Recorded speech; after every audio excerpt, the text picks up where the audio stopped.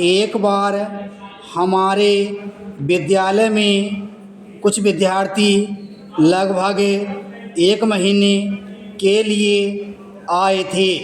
ये विद्यार्थी पूरे समय विद्यालय में रहते थे। विद्यालय की हर गतिविधि में भाग लेते थे। उनका ठहरने का उत्तम प्रबंध था, जो विदेशियों के लिए होता है। जब वे जाने लगे तो कहा, हम भारतवर्ष में यहाँ की पुरानी परंपराओं को देखने आए थे। यहाँ की भाषा सीखना था, संस्कृति को जानने आए थे।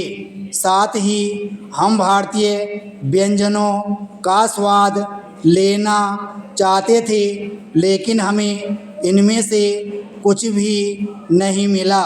जो हमारे देश में मिलता था वही यहाँ भी हमको दिया गया। हम हिंदी सीखना चाहते थे।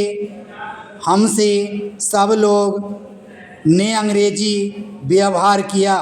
भारत में आकर भी भारत को नहीं, यूरोप ही देखा, जबकि भारत एक बहुत प्राचीन देश है। उसकी अपनी संस्कृति है, अपनी परंपराएं हैं, उसके अपने नैतिक मूल्य हैं। उक्त घटना हमारे लिए शान की बात नहीं, हमारे मुंह पर तमाचा है। आज भारतीय संस्कृति एक ऐसे दौर से गुजर रही है जहां हमारे युवा वैश्वीकरण के नाम पर पाश्चात्य संस्कृति के रंग में घुले हैं। वैश्वीकरण का अर्थ शायद यही है कि सारी दुनिया के लोग एक ही भाषा बोलने वाले और एक ही प्रकार की जीवन शैली अपनाएं, किंतु उन्हें यह समाज कदापि नहीं अपनाता।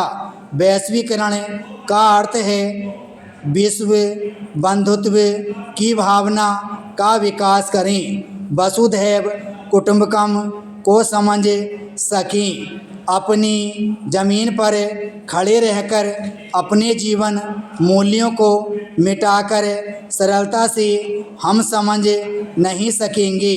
यदि हमें अपने बारे में नहीं पता तो दूसरे के बारे में जान नहीं सकते। गांधी जी इसलिए ऐसे धर्मों का प्रचार करवाते थे। यदि अपने धर्म को समझना है तो दूसरे धर्म की प्रार्थना करो। संस्कृति के विषय में हमें यह कहना है कि दूसरे की संस्कृति को समझना है तो पहले अपनी संस्कृति को समझो। बाहर की जो भी स्वस्थ परंपराएं हमें आकर्षक लगती हैं उसे ग्रहण करना चाहिए। पाश्चात्य आदर्शों ने हमें जितना ज्ञान दिया है उतनी ही हमारी जीवन की व्यस्तता बढ़ गई है। जीवन में अब शांति नहीं, केवल हलचल ही हलचल है। प्रलोभन, अधिक से अधिक धन कमाने की लालसा और धन कमाने के लिए झूठ का रास्ता अपनाना भी ठीक लगता है।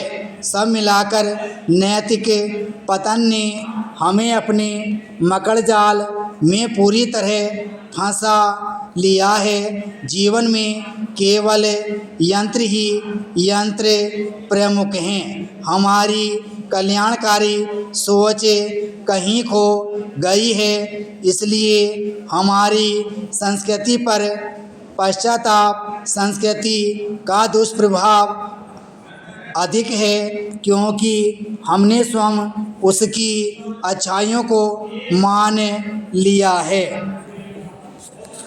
उपाध्यक्ष महोदय, तब उन लोगों को कुछ आशा हुई कि हम लोग भी उसी तरह चल सकते हैं जिस तरह से पहले चल रहे थे। लेकिन अभी हाल में जो चुनाव हुआ उससे देश के धनिकों के मन में बड़ा संदेह पैदा हुआ कि इस चुनाव के बाद उनकी स्थिति वैसी नहीं रहेगी जो अब तक चली आती रही है। गरीबों और अमीरों के बीच में अब तक जो बहुत बड़ा अंतर चला आ रहा था उसको अब तेज़ी से दूर करने का प्रयत्न किया जाएगा। श्रीमान, मैं आपका बहुत ही आभारी हूँ जो आपने सदन में चालू वर्ष के बजट पर अपने विचार प्रकट करने का अवसर दिया है।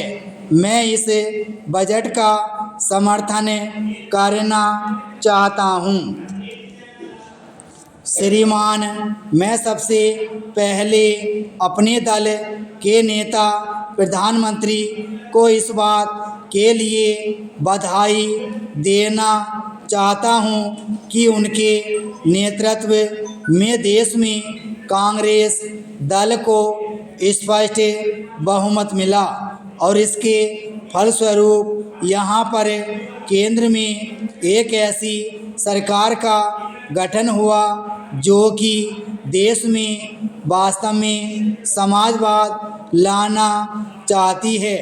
मैं वित्त मंत्री जी को इस बात के लिए बधाई देना चाहता हूं कि लोकसभा के मध्यावधि चुनाव में जनता द्वारा कांग्रेस दल को जो आदेश दिया गया था उन्हें स्मरण है और वह तन मन धन से उसका पालन करना चाहते हैं।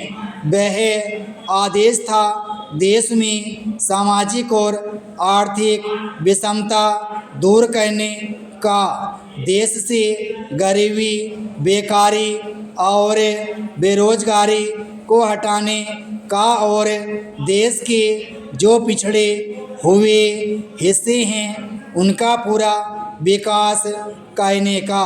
साथ ही साथ इस बात का भी आदेश था कि देश के अंदर इस प्रकार की सामाजिक और आर्थिक व्यवस्था पैदा की जाए जिसके अंतर्गत जनता शोषण से मुक्त हो सके। श्रीमान, यह ठीक है कि देश में कृषि के क्षेत्र में उत्पादन में वृद्धि हुई है, परंतु इसके साथ ही साथ यह भी दृष्टि में रखना चाहिए कि लागत में भी पूरी वृद्धि हुई है। इसके लिए आवश्यक है कि सिंचाई के साधन बढ़ाए जाएं और अधिक उन्नत बीजों का प्रयोग किया जाए। आज कृषकों को कृषि के यंत्र मिलने में बहुत कठिनाई हो रही है। जैसे छोटे छोटे ट्रैक्टरों का देश में बड़ा अभाव है।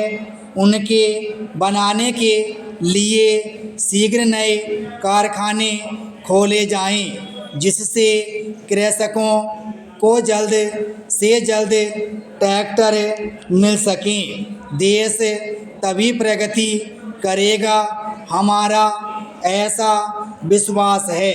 ब्राह्म स्टॉप।